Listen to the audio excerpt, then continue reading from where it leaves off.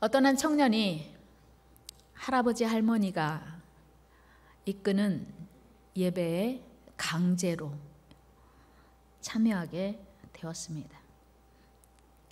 그는 거기에 모여 예배하는 많은 사람들을 둘러보며 야, 진짜 불쌍한 사람 많네. 이 사람들은 세상이 얼마나 재미있는지 모르나? 왜 이 아까운 시간을 세상에서 재밌게 놀 수 있는데 왜 여기에 모여서 이렇게 허비하나? 그런 생각이 든 거예요.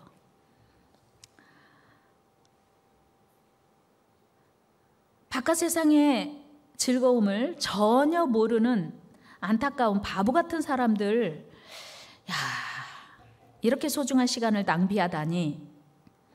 그런 생각을 하면서 드디어 예배가 시작이 됐습니다. 찬송을 부르기 시작했을 때 찬송을 따라 부르기라도 해야 될 것 같아서 찬송 부르는 신용을 하고 있었습니다. 그런데 바로 그때 누군가가 그의 귀에 바짝 대고 크게 외치는 또렷한 소리, 그러나 무거운 소리가 들렸습니다.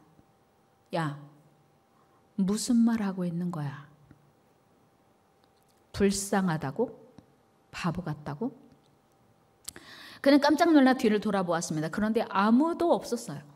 내가 잘못 들었나? 하는 순간 그 목소리가 다시 들려왔습니다. 너는 오늘 나를 믿기로 결단해야 돼. 그렇지 않으면 너무 늦어. 그는 머리를 흔들면서 말했습니다. 뭐라고? 오늘 아니면 늦는다고? 이건 또 무슨 소리지? 내가 지금 헛소리를 들은 것인가? 그런데 그 음성을 부정하기에는 너무나 또렷하고 분명했습니다. 그는 누가 말해주지 않아도 그 순간 야, 이건 하나님의 소리야. 하나님의 음성이야. 하나님이 지금 나에게 말씀하시는 거야. 깨달을 수 있었습니다. 그렇다면 지금 이 시간 이 자리에 하나님이 계시다는 거야? 나는 하나님을 부정하는데, 나는 하나님이 싫은데 왜 하나님이 나에게 이런 말씀을 하시는 거야? 그 순간 마음속에 내가 갈망했던 그 모든 문제들이 하나님 안에서 해결될 수 있구나, 이 생각이 든 거예요. 확신이 든 거예요. 누가 가르쳐주지도 않았는데. 그리고 그는 즉시 이렇게 고백했습니다. 예, 하나님, 제가 하나님께서 원하시는 대로 순종하겠습니다. 그는 억지로 끌려간 그 예배 시간에 하나님의 강력한 임재를 경험한 것입니다. 그리고 자신도 모르는 사이에 하나님께 순종하겠다고 고백했습니다. 그리고 그 후 그는 하나님을 전심으로 사랑하고 섬길 뿐 아니라 살아계신 하나님을 증거하는 목회자가 되었습니다. 그렇습니다, 여러분. 예배는 누가 뭐래도 온 세상의 왕 대신 최고이신 하나님께 나아가는 유일한 길, 하나님을 만나는 길, 그리고 하나님의 임재를 경험하는 은혜의 현장입니다. 그렇다면 오늘 우리의 예배는 어떻습니까? 오늘 우리의 예배는 어떠해야 하겠습니까? 오늘 우리가 드렸던 예배와 앞으로 드릴 예배가 달라지는 터닝포인트가 오늘 이 시간 되기를 주의 이름으로 축원합니다. 오늘 본문에서 사도 바울은 너희 몸을 하나님이 기뻐하시는 거룩한 산 제물로 드리라, 이렇게 말씀하세요. 여러분, 예배는 연약한 인간, 죄인된 인간이 최고의 하나님께 나아가는 은혜로운 사건입니다. 따라서 예배는 내 기준으로 드리면 안 되고 예배는 하나님 기준으로 드려야 돼요. 제 얘기가 아니고 요한복음 4장 24절에서 이렇게 말씀하고 있습니다. 읽어요. 시작. 하나님은 영이시니 예배하는 자가 영과 진리로 예배할지니라. 아멘. 우리가 드리는 예배를 받으시는 분이 영이시기 때문에 우리의 예배가 대충 드리면 안 되고 우리끼리 드리면 되는 게 아니라는 거예요. 여러분, 영과 진리로 드리는 예배, 오늘 본문 말씀으로 다시 해석하면 거룩한 산 제물 되는 예배입니다. 이는 단순히 우리의 몸만이 아니라 마음과 의지, 즉 전 인격을 다해 드리는 예배를 의미합니다. 여기서 산제사란 죽은 제사와 대조되는 표현인데요, 구약에서는 짐승을 잡아서 배를 갈라서 내장을 꺼내고 불을 태워서 하나님께 제물로 드렸습니다. 그런 죽은 제사가 아니고 이제는 우리의 몸과 전 인격으로 하나님께 드리는 헌신이 바로 예배라는 것입니다. 레위기 1장 3절 말씀 보면 죽은 제사를 드리는데도 흠없는 것들이라고 말씀하고 있어요. 10절에서도 죽은 제사를 드리는데 그 짐승이 흠없는 것, 그러니까 어차피 잡을 거, 어차피 태울 것인데도 병든 거 안 돼, 눈먼 것 안 돼, 저는 것 안 돼, 비루 먹은 것 안 돼. 여러분, 우리 생각에는 어차피 잡아 죽일 거예요. 죽여서 태워서 드릴 거니까 어차피 병들어서 죽일 거 드리면 되잖아요. 그런데 하나님은 안 돼. 병든 거 안 돼. 흠없는 것들이라고 명령하셨어요. 레위기 1장 3절 말씀 같이 읽어요. 시작. 그 예물이 소의 번제이면 흠없는 것으로, 흠없는 수컷으로 회막문에서 여호와 앞에 기쁘게 받으시도록 드릴지니라. 아멘. 소로 드리는데 흠없는 것 드리래요. 10절에도 보면 양이나 염소도 흠없는 것 드리래요. 그러니까 하나님께 드리는 거, 흠없는 것, 최고의 것, 최선의 것을 드리라는 말씀이죠. 그렇다면 흠도 점도 없는 거룩한 산 제물은 무엇일까요? 하나님은 이스라엘 백성들에게 이사야 선지자를 통해서 이렇게 말씀하셨어요. 너희가 나를 섬긴다고 하는데, 나를 사랑한다고 하는데 입술로만 사랑하는구나. 마음은 내게서 멀구나. 이렇게 말씀하시는 거예요. 예수님께서 그 말씀을 다시 인용하시면서 마태복음에서 이렇게 말씀하세요. 너희가 이 백성이 입술로는 나를 존중하되 마음은 내게서 멀도다. 입술로는 하나님 사랑해요. 하나님 최고십니다. 입술로는 하나님 왕이십니다라고 고백하는데 마음은 온데간데 없다. 하나님이 거하실 곳이 없다는 거예요. 그러니까 우리 하나님이 원하시는 예배는 우리의 중심이 온전히 드려지는 예배. 오늘 예배 드렸어요? 네. 저 오늘 교회 갔다 왔어요. 그거 말고 하나님이 기뻐하시는 예배, 하나님이 받으시는 예배여야 한다고 하는 거예요. 여러분, 예배 드린다고 다 받으시는 거 아닌 거 알고 계시죠? 아담의 두 아들 가인과 아벨이 하나님께 예배 드렸습니다. 다 받으셨나요? 아니요. 하나님이 가인의 예배는 안 받으셨습니다. 아벨의 예배는 받으셨어요. 그래서 가인이 화가 났어요. 왜 내가 하나님께 예배 드렸는데 내 예배는 안 받으셨지? 여러분, 예배 드린다고 하나님이 다 받으시는 게 아니라는 거예요. 여러분, 나 오늘 교회 갔다 왔다는 이 한 가지 사실만으로 위로받으시면 안 될 이유예요. 내 의무 다 했다고 하면 안 될 이유입니다. 오늘 본문 2절 말씀대로 이 세대를 본받지 않는 예배, 이 세대를 본받지 않는 삶이 우리의 예배라는 거예요. 여러분, 우리의 궁극적인 인생의 목적이 뭔지 아세요? 그건 하나님께 영광 돌리는 거예요. 그래서 아침 식사하고 오셨나요? 하셨든 안 하셨든 아침 식사를 했어도 아침 식사의 목적이 배가 고파서가 아니고 건강을 위해서가 아니고, 물론 포함, 아침 식사하는 이유, 예배 마치고 또 식사를 하는 이유, 건강을 위해서, 생명 유지를 위해서 필요하지만 목적이, 궁극적인 목적은 하나님의 영광이어야 한다고 사도 바울은 말합니다. 고린도전서 10장 31절 시작. 그런즉 너희가 먹든지 마시든지 무엇을 하든지 다 하나님의 영광을 위하여 하라. 아멘. 여러분, 우리 사는 목적은 내 인생 성공이 아니고 우리 삶의 목표가 최고의 부자 되는 게 아니라 하나님의 영광이어야 한다고 솔로몬도 말합니다. 그런데 이 세상은 지금 마귀가 공중 권세를 잡고 왕노릇하고 있어요. 그래서 마귀가 우리를 속이는 거예요. 우리가 하나님의 자녀라고 큰 소리로 외쳐도 마귀가 속이고 있습니다. 마귀가 내가 왕이야, 내가 하라는 대로 하면 돼. 우리 에베소서 2장 2절 말씀 읽어요. 시작. 그때 너희는 그 가운데서 행하여 이 세상 풍조를 따르고 공중의 권세 잡은 자를 따랐으니 곧 지금 불순종의 아들들 가운데서 역사하는 영이라. 아멘. 여러분, 이 세상은 한마디로 악함이에요. 이 세상의 풍조를 한마디로 요약하면 악함입니다.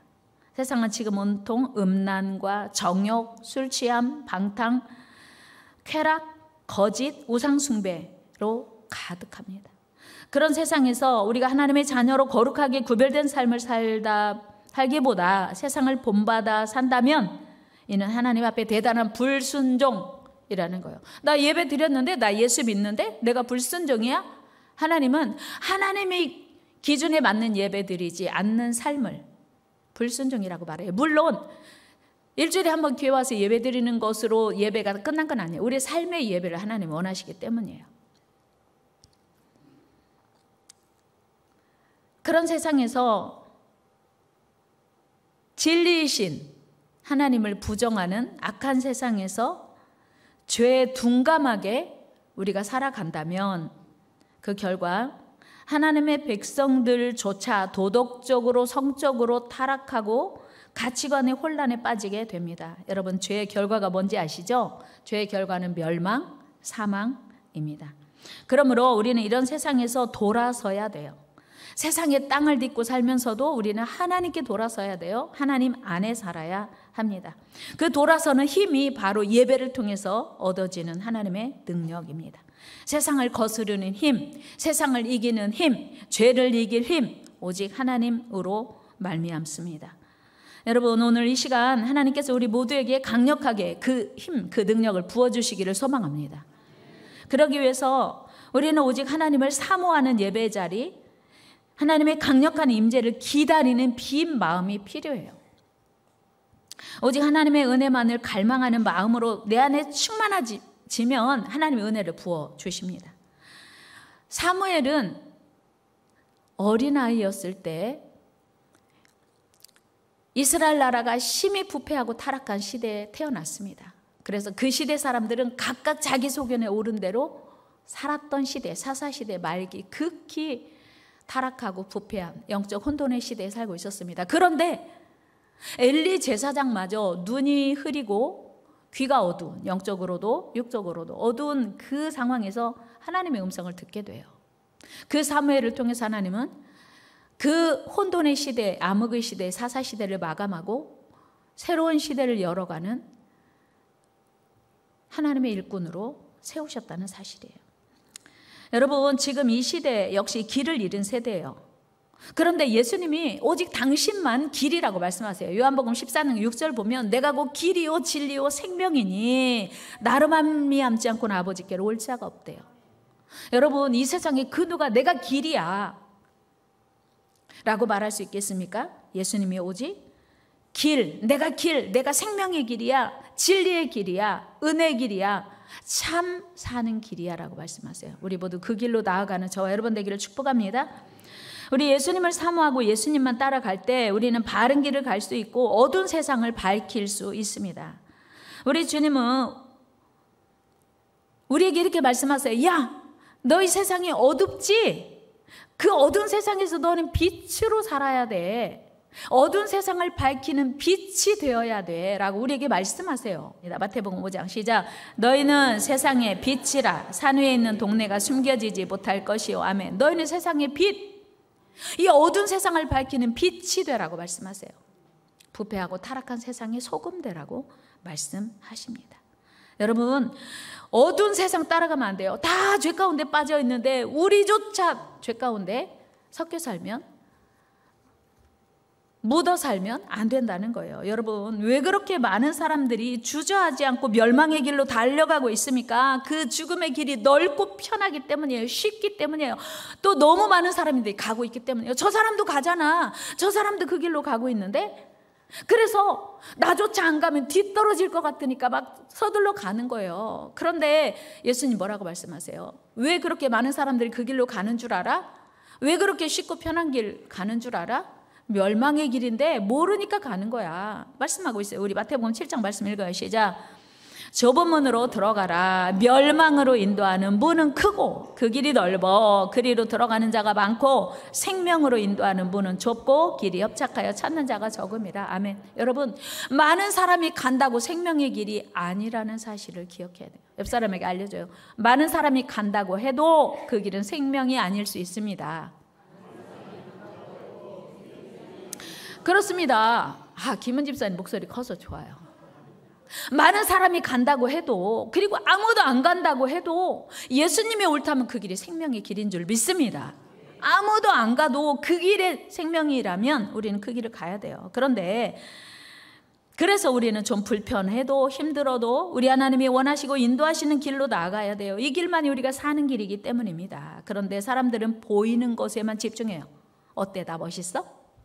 나 이렇게 살면 괜찮은 거 아니야? 보이는 것에 집중하고 보이지 않는 하나님의 나라에 무관심한 거예요. 점점 멀어지는 거예요. 그래서 점점 하나님의 뜻과 무관한 삶을 살아갑니다. 여러분, 우리 하나님은 겉과 외모, 형식보다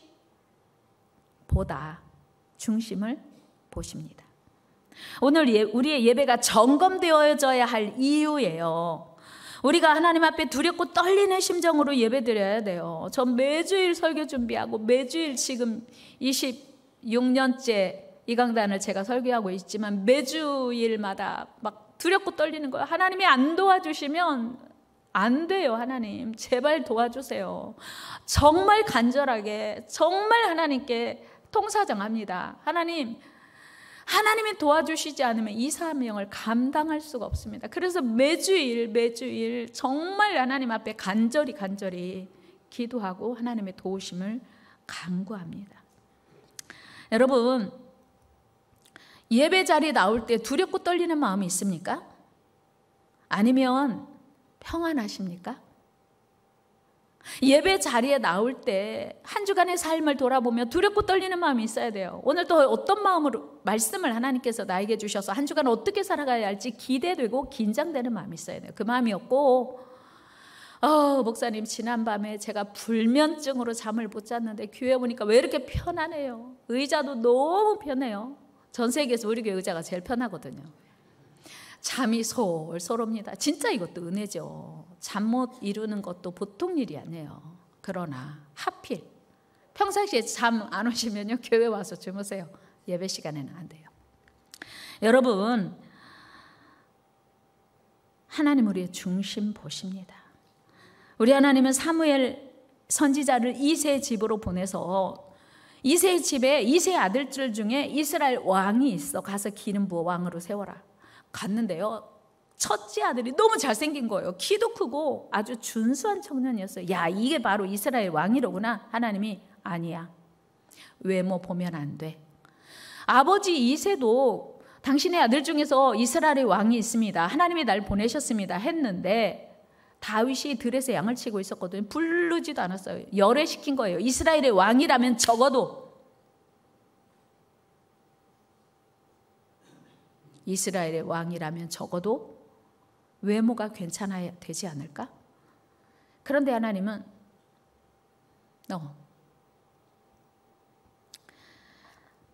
여러분, 아예 부르지도 않고 열애시킨 그 다윗을 불러서 하나님은 기름 부어 세우기를 원하세요. 하나님은 다윗이 얼마나 하나님 사랑하는지 알고 계셨거든요. 여러분, 오늘 이 시간에도 우리 하나님은 예배하는 우리의 모양이 아니라, 중심이 아니라 누가 얼마나 예쁜 옷을 입고 왔는가, 누가 머리를 얼마나 단장하고 왔는지보다 더 중요한 건 중심으로 얼마나 하나님을 사랑하고 사모하는지를 보고 계신다는 거예요. 참, 사무엘상 16장 7절 말씀 한번 같이 읽어요. 시작. 여호와께서 사무엘에게 이르시되 그의 용모와 키를 보지 말라. 내가 이미 그를 버렸노라. 내가 보는 것은 사람과 같지 아니하니 사람은 외모를 보거니와 나 여호와는 중심을 보느니라 하시더라. 아멘. 여러분,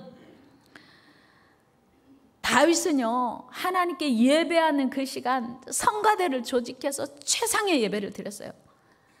하나님의 법궤가 예루살렘 성에 들어올 때 다윗은 너무 기뻐서 행복해서 바지가 벗겨지는 줄도 모르고 하나님을 찬양했어요. 그 광경을 보고 있던 다윗의 아내 미갈이, 여보, 당신 지금 얼마나 많은 국민들이 지켜보고 있는데, 여자들도 많은데 바지가 벗겨지도록 춤을 춰요? 부끄럽지도 않으세요? 채신머리 없이 이거 뭐하는 짓이에요? 그때 다윗이 뭐라고 말했습니까?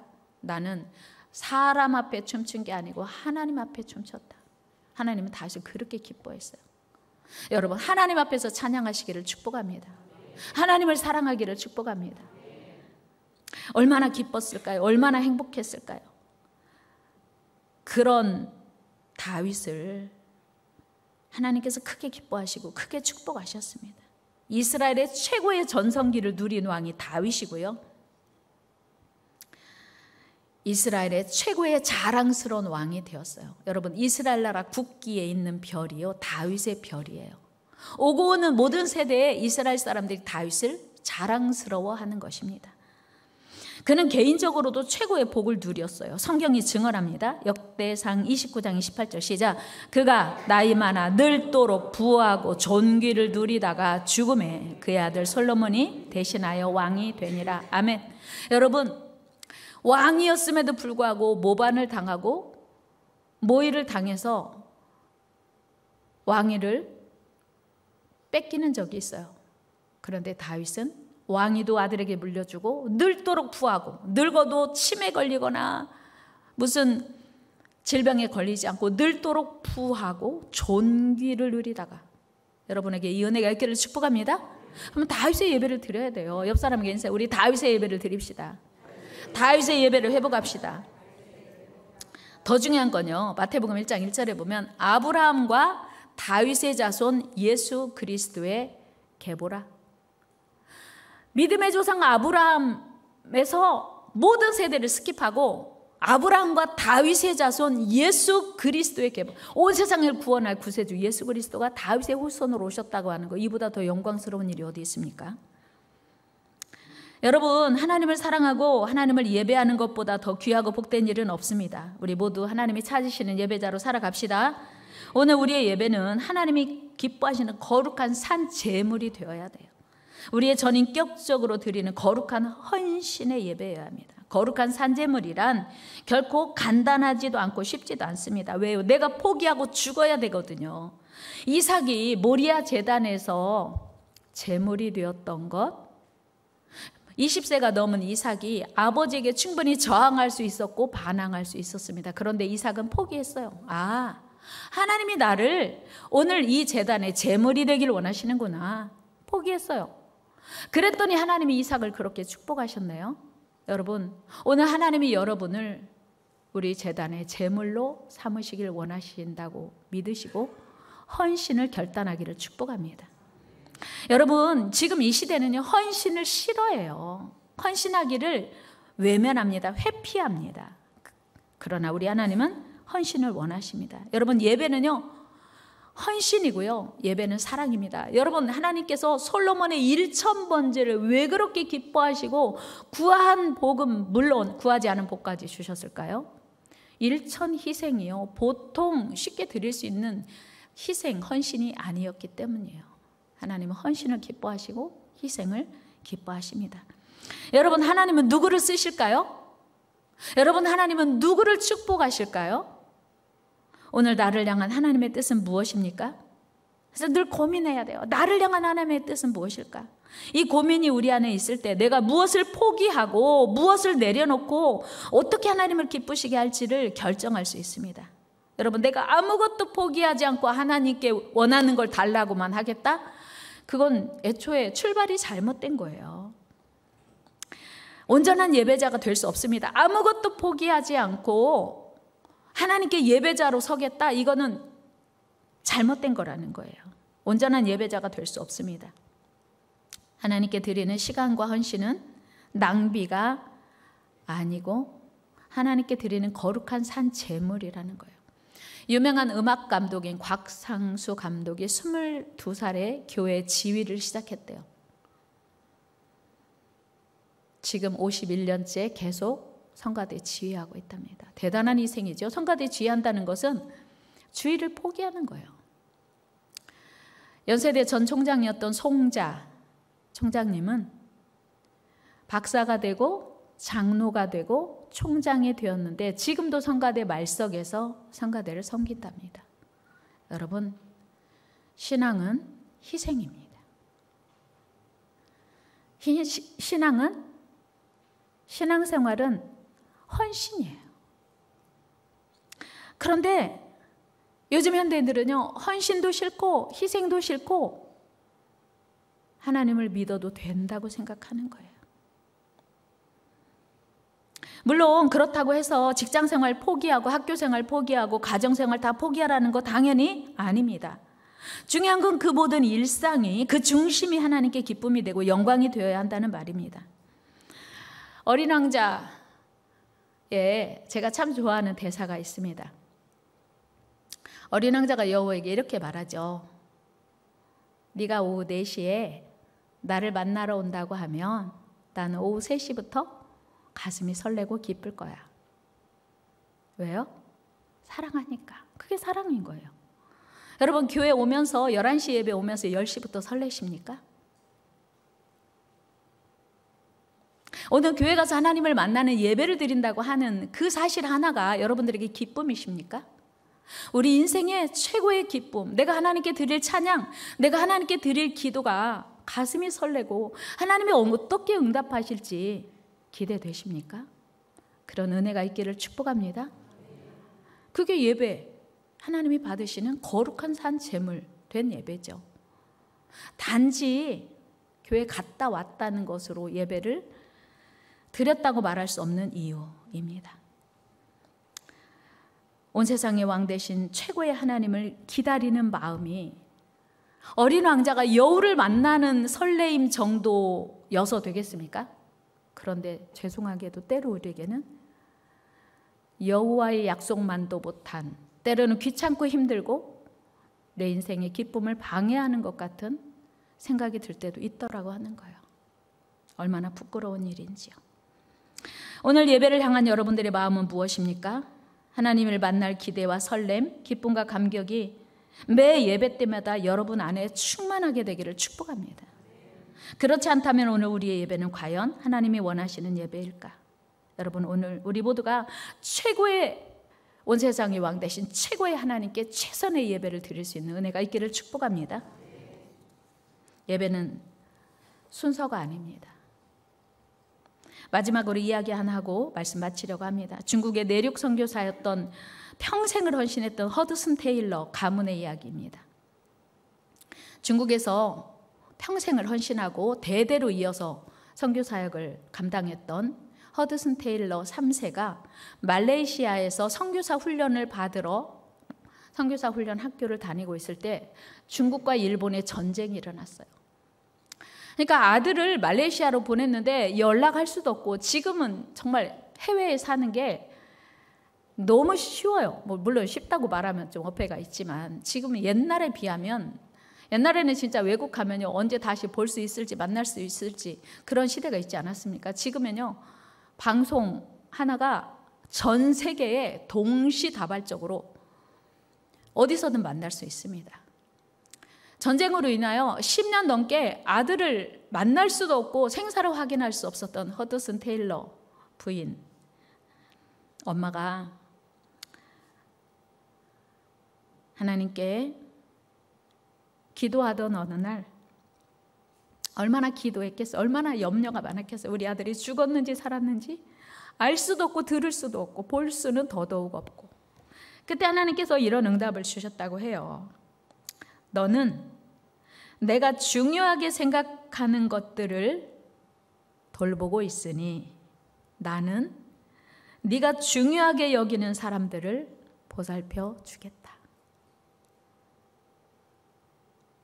너는 내가 중요하게 여기는 사람들을, 일들을 보살피고 있으니 나는 네가 소중하게 여기는 사람들을 돌보겠다.